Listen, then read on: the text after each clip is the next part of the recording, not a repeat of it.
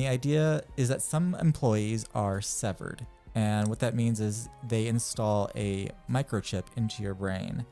And when you come to work, you ride on an elevator, and at some point, you switch from your outside of work self into your work self. Yeah, innies and outies, they refer to them as. Not the belly button.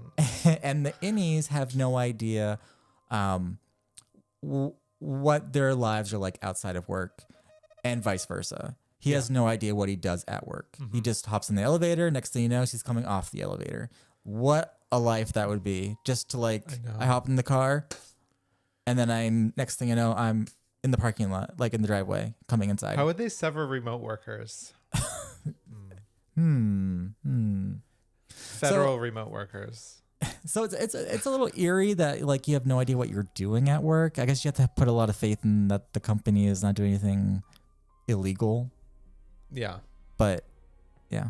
So there's a good example kind of that, like right in the first episode of season 1, I think, because Mark gets like hit on the head or something. I can't remember exactly, but he gets a little injured, like a head bump or something. And then when he's out, he's told that he had an injury at and work. he had an ice pack at work.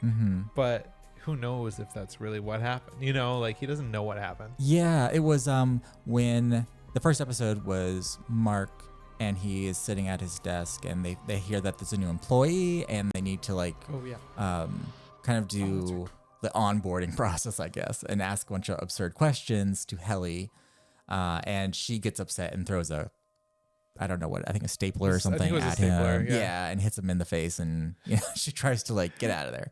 But anyways, it's really good. I love a good mystery box TV show where you're trying to piece things together. You're like, ooh, what's that? And you're kind of like coming up with theories on what the company could be doing and why are they being so secretive, or why do they have rules like they do? Yeah. But yeah, let's go through some of the major characters. Yeah. I should have put them in order. Unfortunately, you'll have to kind of connect the dots. It's cool. They can read, hopefully. Well, not hopefully. If you can't read, there are resources for you. Yes, literacy in America, it's a real problem. It's not where it needs to be. An epidemic. Who do you want to start with? I guess let's start on the top row, right? Let's